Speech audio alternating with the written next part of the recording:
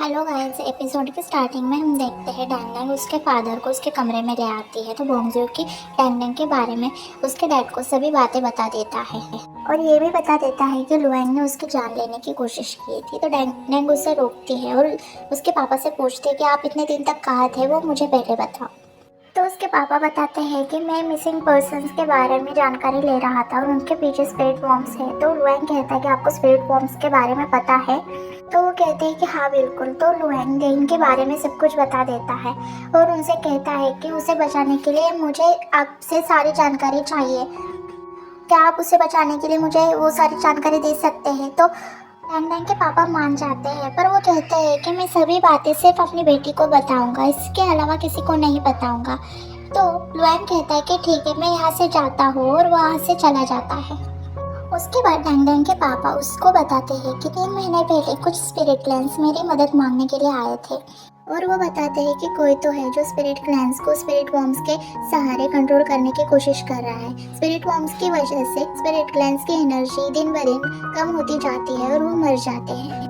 बहुत से इन्वेस्टिगेशन करने के बाद मुझे पता चला कि तेवरन का ओनर स्पिरिट वॉर्म्स बेचता है। इसी वजह से मैं तेवरन गया था और तेवरन के ओनर से मैंने स्पिरिट वॉर्म खरीदने की कोशिश भी की थी, पर उसने साफ मना कर दिया।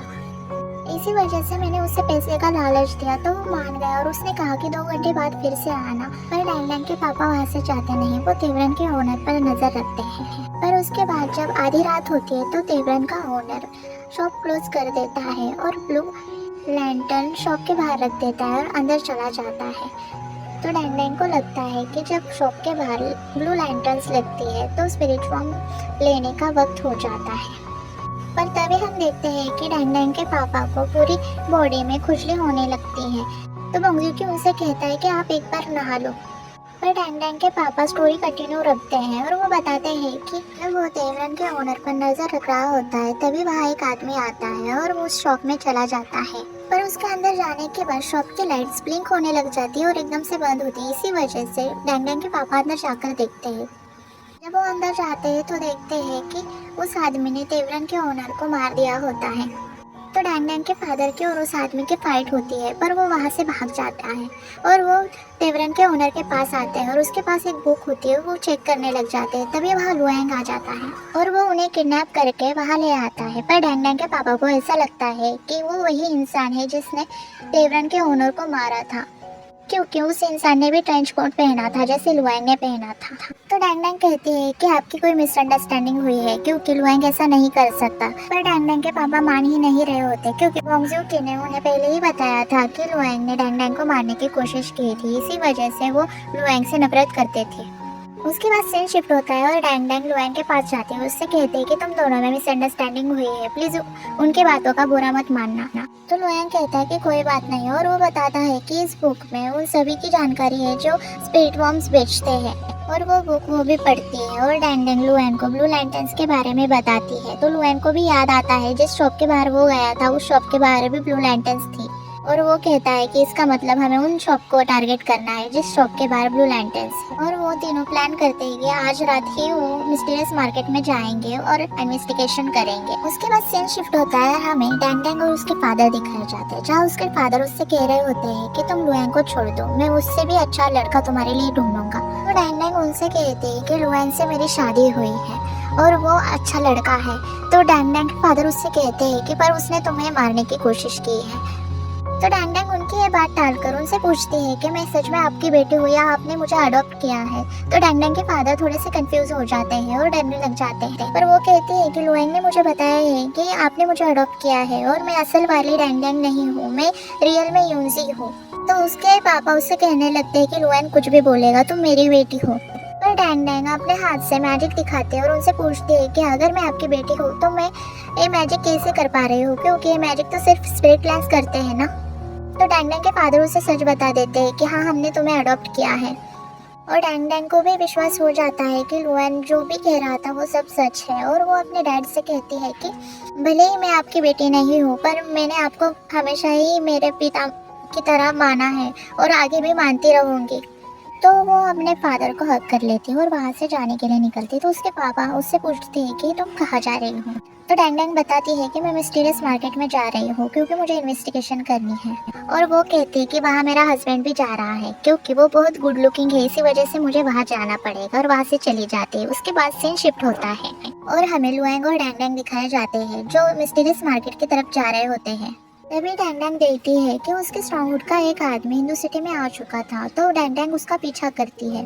और हम देखते हैं कि वो आदमी डैंग डैंग के अंकल के पास जाता है। डैंग डैंग के अंकल को खबर मिल चुकी थी कि हिंदू सिटी के वांटेड लिस्ट में डैंग डैंग और देन का नाम आया था, इसी वजह से वो डैंग डैंग को बचाने के लिए हिंदू सिटी आए थे। वो डैंग डैंग को बचाने के लिए जाते हैं, तभी उनके सामने डैंग डैंग आती है और वो उन्हें सारी बातें बता देती है और ये भी बता देती है कि उसके फादर मिल चुके हैं। उसके बाद हम देखते हैं डैंग डैंग और लुएन मिस्टीरियस मार्केट में आ चुके थे और वो उन शॉप्स पर नजर रखे हुए थे जिस शॉप के बाहर ब्लू लैंटर्न्स लगने वाली थी। तभी जैन देखता है कि डैंग डैंग और लुएंग एक दूसरे की कॉपी कर रहे होते हैं और वो दोनों एक साथ कॉपी पीते हैं। वो देखकर जैंग उन पर हंसने लग जाता है। तो डैंग डैंग पूछती है कि तुम हंस क्यों रहे हो, तो जैंग बताता है कि तुम दोनों परफेक्ट कपल लग रहे हो। तो डैंग डैंग बहुत खुश हो जाती है। तभी लुएंग नीचे से जैंग को पैर लगाता है और उसे चुप रहने के लिए कहता है, तो डैंग डैंग लुएंग को चुप करवा देती है। तभी लुएंग देखता है कि एक शॉप ओनर ने उसके शॉप के बाहर ब्लू लैंटर्न्स लगाई है। तो वो तीनों उस शॉप के पास जाते हैं और उस पर नजर रखते हैं। तभी हम देखते हैं कि एक छोटा बच्चा वहाँ आता है और स्पिरिट वॉर्म्स उस शॉप ओनर को दे देता है। और हमें पता चलता है कि ये शॉप ओनर स्पिरिचुअल मॉम का बिजनेस बच्चों के सहारे करते हैं। तो डैंग डैंग और लुएन उस बच्चे का पीछा करते हैं और वो उस बच्चे के पीछे पीछे एक शॉप तक आ जाते हैं। तो हम देखते हैं कि उस शॉप का ओनर वो शॉप बंद करके अंदर चला जाता है। तो लुएन और जैन उस शॉप के अंदर चले जाते हैं। तो वो देखते हैं कि उस शॉप में ओनर ही नहीं था। और उसके बाद जब वो पीछे मुड़ते हैं तो वहाँ लुएन भी नहीं होता क्योंकि वो गायब होकर उस शॉप के स्टोर रूम में चला गया था स्पिरिचुअल वॉर्म ढूंढने के लिए। और हम ये भी देखते हैं कि उसी स्टोर रूम में उस शॉप का ओनर भी होता है। तो लुएन उस शॉप के ओनर को पकड़ लेता है। तभी हम देखते हैं कि ओनर की शॉप को किसी ने आग लगा दी थी। उसके बाद सीन शिफ्ट होता है, हमें शेकी और उसके फादर दिखाए जाते हैं। शेकी का कल बर्थडे होता है, इसी बारे में वो दोनों बात कर रहे होते हैं। तभी शेकी उसके फादर से कहते हैं कि बोंगजू मुझसे शादी नहीं करना चाहता, इसी वजह से आप हमारी शादी के बारे में सारी बातें भूल जाओ। और ये सारी बातें बोंगजू ने शेकी को कहने के लिए कहा होता है। और बोंगजू ये भी बताता है कि वो बचपन से ही डैंग डैंग को पसंद करता है और उससे से शादी करना चाहता है। और वो शेकी से कहता है कि मैं कल यहाँ से जाने वाला हूँ। दूसरी तरफ शेकी की बर्थडे पार्टी स्टार्ट हो जाती है और इतने में ही वहाँ पर लुयान और दंगदंग उस स्प्लिट कनाल वाले को ले आते हैं। दंगदंग उस चीफ से कहती है कि यही असली मुजरिम है। वो चीफ बड़ा चालाक होता है। वो दंगदंग से कहता है कि तुमने बहुत अच्छा काम किया, मगर सबूत कहाँ है? मुझे कैसे पता चलेगा कि ये असली मुजरिम है या नहीं? क्या पता तुमने राह चलते इंसान को पकड़ लिया हो। चीफ कहता है कि इस बर्थडे पार्टी में मेरा बॉस भी आया हुआ है, मैं उसे क्या जवाब दूंगा? लुयान उससे कहता है कि सबूत मिल जाएगा, बस आप हमें इंटेरोगेशन रूम दें ताकि हम इसके मुंह से सच उगलवा सकें। चीफ इनको इंटेरोगेशन रूम देने के लिए मान जाता है और कहता है कि जब तक सबूत नहीं आएगा वो दहाई को नहीं छोड़ेगा। दूसरी ही तरफ इन लोगों ने उस ऑनर को बांध दिया होता है और अब दंगदंग अपने सारे वेपन्स तेज करने लग जाती है। दंगदंग को मालूम होता है कि ऐसे स्पिरिट कनाल वालों के कान कुछ ज्यादा ही बड़े होते हैं और ज्यादा शोर शराबा तेज आवाज ये लोग बर्दाश्त नहीं कर पाते। तो दंगदंग और बेजी सारे स्पीकर्स और सारे अलार्म उसके कान पर बजाने लग जाते हैं, जिसकी वजह से उसे इतना टॉर्चर होता है कि वो उनसे कहता है कि मैं कुछ बताना चाहता हूँ। मगर अभी भी वो इस बात को एक्सेप्ट नहीं करता कि वो स्पिरिट वॉर्म्स बेचता है और यही कहता है कि मिस्टीरियस मार्केट में कोई और बेचता है, मैंने भी सुना है। लुयान समझ जाता है कि ये झूठ बोलना है क्योंकि लुयान उसी की शॉप से वो स्पिरिट वॉर्म लेकर आ जाता है। लुयान कहता है कि अब तो सबूत तुम्हारी आंखों के सामने है, कब तक तुम झूठ बोलते रहोगे? लुयान जब उससे पूछता है कि तुम किसकी ऑर्डर फॉलो कर रहे हो, और मगर वो मना करता है कि ये सब मेरा खुद का बिजनेस है, मैं किसी की ऑर्डर्स नहीं मानता। मगर लुयान समझ जाता है कि ये फिर झूठ बोल रहा है क्योंकि इसके बाद शॉप में जो आग लगी थी उससे साबित होता है कि इसके साथ कोई और मुलव्विस है। यहाँ तक कि वो स्पिरिट वॉर्म इस ऑनर की बॉडी में भी होता है। लुयान उसे समझाता है कि क्यों तुम किसी और के लिए अपनी जिंदगी खराब कर रहे हो, तुम्हारे बॉस ने तो तुम्हें वैसे भी मार देना है, तो क्यों ना उसे लेकर डूबो। अब जाहिर है कि घी सीधी उंगली से तो निकल नहीं रहा होता, इसीलिए लुयान अपनी पावर्स का इस्तेमाल करता है। उससे लुयान का टॉर्चर बर्दाश्त नहीं होता, इसी वजह से वो बता देता है कि जिसने इसे स्पिरिचुअल वॉर्म्स बेचने को कहा था और उसका नाम है किंग ऑफ वॉर्म्स। मगर जाहिर है उस शख्स का नाम किंग ऑफ वॉर्म्स तो होगा नहीं, इन सारे स्पिरिट कनाल वालों ने उसका नाम ये रखा होता है क्योंकि स्पिरिचुअल वॉर्म्स का ऑनर वो होता है और सब उसी के ऑर्डर पर चलता है। साथ ही ऑनर ये भी बताता है कि मैंने किंग ऑफ वॉर्म्स की शक्ल कभी नहीं देखी, वो सिर्फ ट्रेंच कोट में आता है। और जब वो चलता है तो उसके इर्द गिर्द अजीबोगरीब आवाजें आ रही होती हैं और इससे ज्यादा वो नहीं जानता। लुयान की पावर्स इतनी स्ट्रॉन्ग होती हैं कि उसकी पैंडी गीली हो जाती है। तब जाकर इन लोगों को यकीन आता है कि ये लगता है कि इसे सिर्फ इतना ही पता है। यहाँ इन लोगों को सबूत तो मिल ही जाता है, तो ये लोग इसे ही पुलिस के हवाले करने का पूरा प्लान कर लेते हैं। मगर दंगदंग कहती है कि दहाई को छोड़ने के बाद हम इस केस को पूरा सॉल्व करेंगे। दूसरी तरफ दंगदंग का फादर लुयान को देखकर अभी भी मुंह ही बना रहा होता है। अब यहाँ दंगदंग प्लान करती है कि जैसे ही दहाई छूटेगा तो ये लोग वापस अपने स्ट्रॉन्ग होल्ड जाएंगे। मगर लुयान दंगदंग से कहता है कि तुम पहले वापस चले जाना, मैं कुछ दिनों यहाँ और रुकूंगा। मगर दंगदंग का फादर उसे फौरन मना करता है कि तुम क्यों आओगे, तुम स्ट्रॉन्ग होल्ड में वापस नहीं आओगे, और उससे कहता है कि अब तुम दंगदंग को भूल जाओ। दंगदंग अपने फादर को समझाने की कोशिश कर रही होती है, मगर वो कुछ नहीं सुनता और कहता है कि अभी और इसी वक्त डिवोर्स पेपर पर साइन करो। लुयान शॉक हो जाता है, पर बॉन्गजूकी बहुत खुश होता है क्योंकि उसे जो चाहिए था वो तो हो ही रहा था। वह डैंगडैंग लुयान की साइड लेती है और उसके डैडी से कहती है कि मुझे इससे डिवोर्स नहीं देना। तो बॉन्गजूकी कहता है कि तुम प्यार में अंधी हो चुकी हो। तो वो बॉन्गजूकी से कहती है कि हाँ, मैं प्यार में अंधी हो गई हूँ, पर तुम्हें उससे कोई मतलब नहीं है। पर फिर भी उसके डैड नहीं मान रहे होते। तो डैंगडैंग बताते हैं कि अगर मैंने लुयान को डाइवोर्स दे दिया तो मुझे इसका रिटर्न देना पड़ेगा। तो जैंग में उसके हाँ में हाँ मिलाता है और बताता है कि अगर आपने मास्टर को डाइवोर्स दे दिया तो आपको रिटर्न में $100 मिलियन सिल्वर कॉइन देने पड़ेंगे। और ये बात सुनकर डैंगडैंग के फादर शॉक हो जाते हैं। तभी बॉन्गजूकी कहता है कि ठीक है, मैं वो दे दूंगा। तो डैंगडैंग उसे चुप करवा देती है, पर उसके पापा कहते हैं कि ठीक है, हम दे देंगे। इसी वजह से डैंगडैंग को डाइवोर्स पेपर साइन करने पड़ते हैं।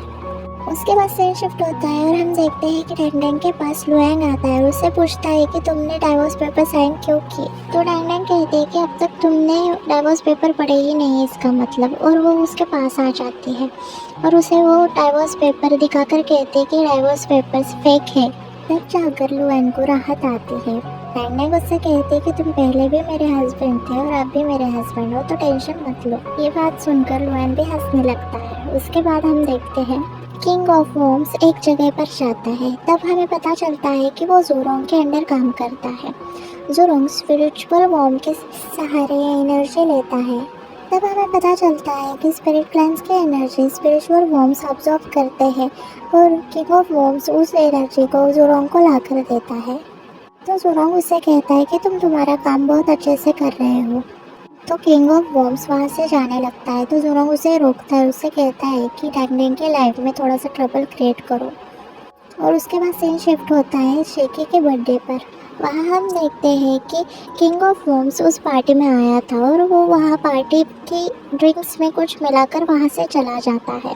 सीन शिफ्ट होता है और हम देखते हैं डैंगडैंग एनिमल्स के बारे में लुआन से बात कर रही होती है। वो कहती है कि इन स्पिरिट क्लैंस की लाइफ कितनी हार्ड है और इन्हें इनकी आइडेंटिटी छुपा कर रहना पड़ता है। स्पिरिट क्लैंस और इंसानों में कोई भी फर्क नहीं है, तो फिर इनकी लाइफ इतनी हार्ड क्यों है। और डैंगडैंग स्पिरिट क्लैंस की मदद करने में लुआंग की हेल्प मांगती है। दूसरी तरफ हम देखते हैं डैंगडैंग के फादर शेकी के पार्टी पे आते हैं और वहाँ ड्रिंक लेते हैं, पर वो ड्रिंक की वजह से जानवरों जैसा बर्ताव करने लग जाते हैं और वो स्पिरिचुअल वॉर्म के सस्पेक्ट के पास जाते हैं और उसे मार डालते हैं। उसके बाद वो पार्टी को भी खराब कर देते हैं। उसी भागा दौड़ी में डैंगडैंग के पापा चीफ के बॉस को भी जख्मी कर देते हैं। इसी वजह से सारी पुलिस डैंगडैंग के पापा को घेर लेते हैं। तभी वहाँ डैंगडैंग आ जाती है और वो उन्हें बचाने लगती है, पर लुआन जाकर उन्हें बेहोश करता है और जैन सदन बुला लेता है। तो लुआन सबको उसमें जाने के लिए कहता है। चीफ सारे पुलिस वालों को उनके पीछे लगा देता है, पर लुआन डैंगडैंग और उसके पापा को सदन में बैठा कर गायब कर देता है और खुद भी गायब हो जाता है। इसी वजह से सब लोग हैरान हो जाते हैं। चीफ सारे पुलिस वालों को ऑर्डर देता है कि उन लोगों को कैसे भी ढूंढ कर निकालो। दूसरी तरफ हम देखते हैं कि लुआन और जैन सदन के सहारे सारे एनिमल्स को वहाँ से शिफ्ट कर देते हैं और डैंगडैंग बॉन्गजूकी से कहती है कि तुम्हें देहिन को ढूंढ कर उसे वहाँ से निकालना है। तो बॉन्गजूकी कहता है कि डोंट वरी, मैं उसे निकाल लूँगा और डैंगडैंग वहाँ से चले जाती है। उसके बाद हम देखते हैं कि बॉन्गजूकी देहिन को ढूंढ लेता है और पुलिस वालों को चकमा देकर देहिन को बॉन्गजूकी वहाँ से निकाल लेता है और बॉन्गजूकी देहिन को ड्रिंक करने के लिए देता है ताकि वो उम्र में चेंज हो जाए। उसके बाद हम देखते हैं कि बॉन्गजूकी और देहिन के वांटेड पोस्टर पूरे इंडो सिटी में लग चुके हैं और सारे पुलिस वाले उन दोनों को ढूंढ रहे होते हैं। पर शेकी वहाँ आ जाती है और उन दोनों को वहाँ से डैंग डैंग के पास ले जाती है। तभी हमें डैंग डैंग दिखाई जाती है जो अपने फादर के लिए बहुत वरीड होती है। तो लुआंग अपने मैजिक से उन्हें ठीक करने की कोशिश करता है। तभी डैंग डैंग देखती है कि उनके बॉडी के अंदर स्पिरिचुअल वॉर्म होता है। तो लुआंग उनसे पूछता है कि आपने कुछ खाया पिया था क्या। तो वो बताते हैं कि उन्होंने बर्थडे पार्टी में सिर्फ ड्रिंक पी थी। तो डैंग डैंग लुआंग को बाहर बुलाती है और उससे पूछते हैं कि आखिर कैसे मेरे पापा स्पिरिचुअल वॉर्म से इन्फेक्टेड हो गए। और वो कहते हैं कि उन्हें ठीक करने के लिए हमें कोई ना कोई रास्ता तो ढूंढना ही होगा। तो लुआंग उससे कहता है कि उस कल्प्रिट ने हमें बताया था कि किंग ऑफ वॉर्म सारे स्पिरिचुअल वॉर्म्स को कंट्रोल करता है, हमें उसे ढूंढना चाहिए। और मुझे ऐसा लगता है कि उस पार्टी में कोई ना कोई एविडेंस तो हमें मिल ही जाएगा। तभी वहाँ शेकी बोंगजू और देहिन को लेकर आ जाती है। उसके बाद सीन शिफ्ट होता है और हम देखते हैं कि चीफ उसके बॉस से बात कर रहा होता है। उसका बॉस उससे पूछता है कि तुम मुझे स्पिरिट क्लैंस का एक सस्पेक्ट दिखाने वाले थे, वो कहाँ है। तो वो कहता है कि वो अब मर चुका है। तो चीफ का बॉस उस पर गुस्सा करने लग जाता है। उससे कहता है कि हिंदू सिटी के लोगों के लिए तुम्हें ये केस सॉल्व करना होगा, इसके लिए मैं तुम्हें 3 ही दिन दूंगा। और ये कहकर वो वहाँ से चला जाता है। उसके बाद हमें शेकी बोक्सुकी और डैंग डैंग दिखाए जाते हैं, जहाँ डैंग डैंग शेकी से पूछ रही होती है कि तुम्हारी पार्टी में कोई तुम्हें सस्पिशियस लगा। तो वो कहते हैं कि हाँ, एक जर्नलिस्ट था जो मुझे सस्पिशियस लगा और उसे मैंने कभी देखा भी नहीं था। तो डैंग डैंग कहते हैं कि तुम्हारे पास उसका कोई कॉन्टैक्ट है। तो शेकी कहते हैं मेरे पास तो नहीं है, पर मैं उसका एड्रेस निकाल सकती हूँ। और वो एड्रेस निकाल कर उन्हें दे देती है। नेक्स्ट डे हम देखते हैं कि डैंग डैंग ज़ेंग और लुआन उस एड्रेस पर पहुंच जाते हैं, पर वहाँ ताला लगा हुआ होता है। तो लुआंग अपने मैजिक से ताला निकाल लेता है और अंदर चला जाता है। अंदर जाने के बाद वो देखते हैं कि वो घर बहुत पुराना था और उस घर में कोई भी नहीं था, पर डैंग डैंग को वहाँ पैरों के निशान दिखते हैं। फॉलो करके नीचे जाती है और नीचे जाकर छानबीन कर जाती है कि कोई सबूत मिल जाए। पर जब वो टॉर्च वॉल पर घुमाती है तो उसे किंग ऑफ वॉर्म दिखाई देता है और वो उस पर हमला करने ही वाला होता है। तो लुआंग उसे बचा लेता है और लुआंग और उसकी फाइट स्टार्ट हो जाती है। पर वो जैसे तैसे भागने की कोशिश करता है तो डैंग डैंग उस पर चाकू फेंक के मारती है।